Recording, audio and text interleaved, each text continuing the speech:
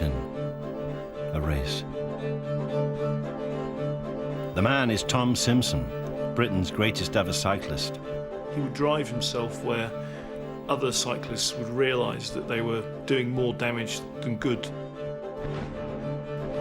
The mountain is the Ventoux, nearly 6,000 feet of isolated desolation in southern France.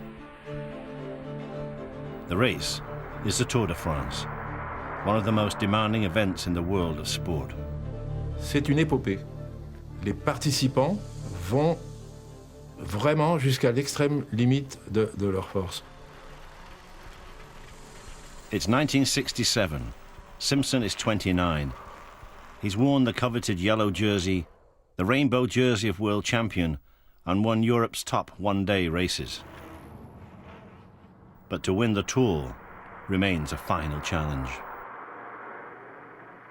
Il me disait toujours, je voudrais être le premier Anglais à être dans les 3 premiers, à monter sur le podium.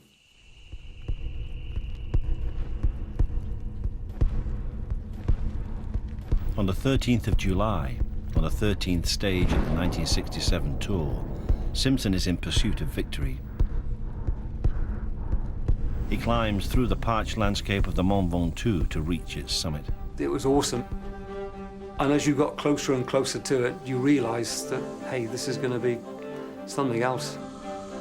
It's suffocatingly hot. Because of the altitude, riders can barely breathe. It was just sheer hell on wheels. It was nearly the end of the 13th day of the Tour de France grueling Cyclist. To survive the pain and suffering this day, Simpson has resorted to illegal drugs. He was given oxygen. Near the summit of the mountain, he collapses. The more I climbed towards him, the more I became to realise it looked very serious. Like a case of sunstress. Temperatures over France this week and today have been in the upper 90s Fahrenheit. Tom Simpson has ridden himself to death. How could this have happened? How could the life of the miner's son who conquered continental cycling have ended like this? What was it about Tom Simpson that led him to die for his sport?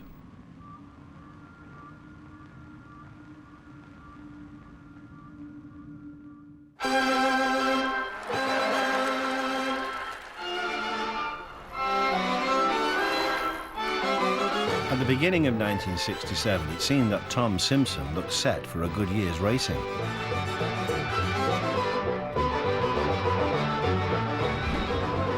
In April, he won Paris-Nice, the first big stage race of the cycling calendar, an early indicator of form.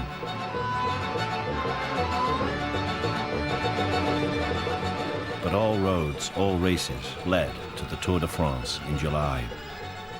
This was the big one. It's always been the toughest event in cycling because of its length and the length of the stages, the fact that you have to do it for 22 days, 25 days on the trot. And because of that, it's always been the most coveted prize in cycling. Simpson had no doubt that history would look more favourably on a rider who did well on the Tour. À mon avis, c'est le Tour de France qui peut faire un coureur qu'on n'oublie jamais.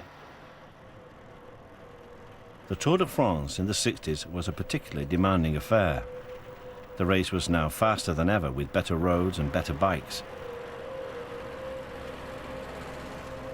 But with 22 stages lasting 4,000 kilometres, it was 1,000 kilometres longer than today's Tour.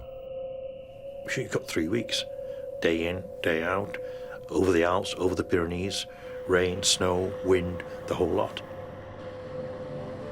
You only need one bad day in the Tour. If you're an overall contender, one bad day and that's it. The Tour's finished for you.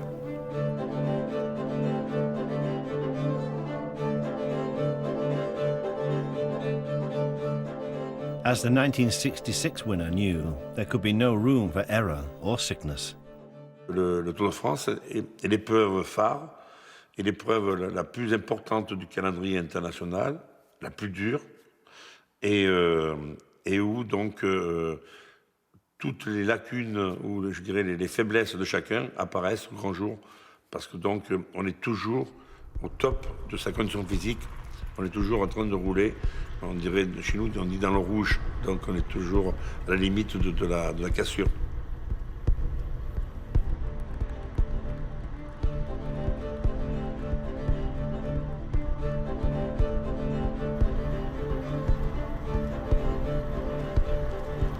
Tom Simpson approached the 1967 Tour with a specific strategy for victory. Tom had gone into the 67 Tour with a plan to finish either in the top three or take the yellow jersey and hold it for a few stages. He knew there were several key stages of the race where the overall standings of the race would be decided. He had decided to target these 3 or 4 stages. There was one in the Alps, there was the Ventoux, there was one in the Pyrenees, and there was the final time trial.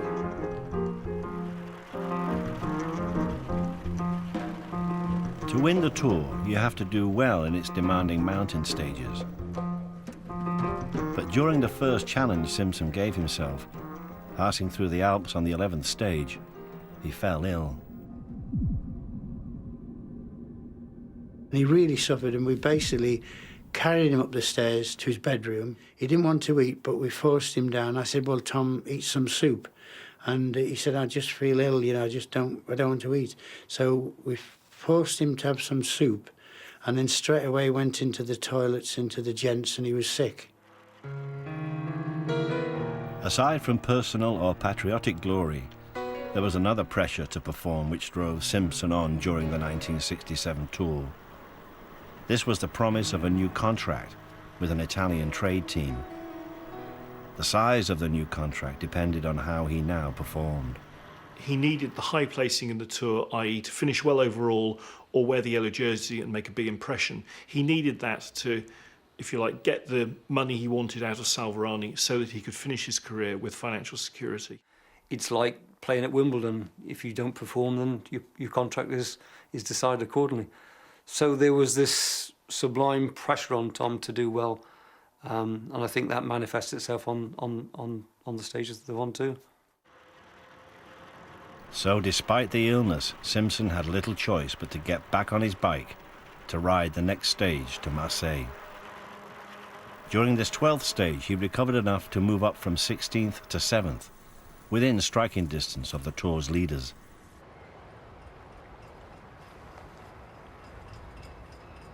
At the beginning of the 13th stage in the old port of Marseille, 2 sides of Tom Simpson were revealed. There was the showman. He was quite jovial.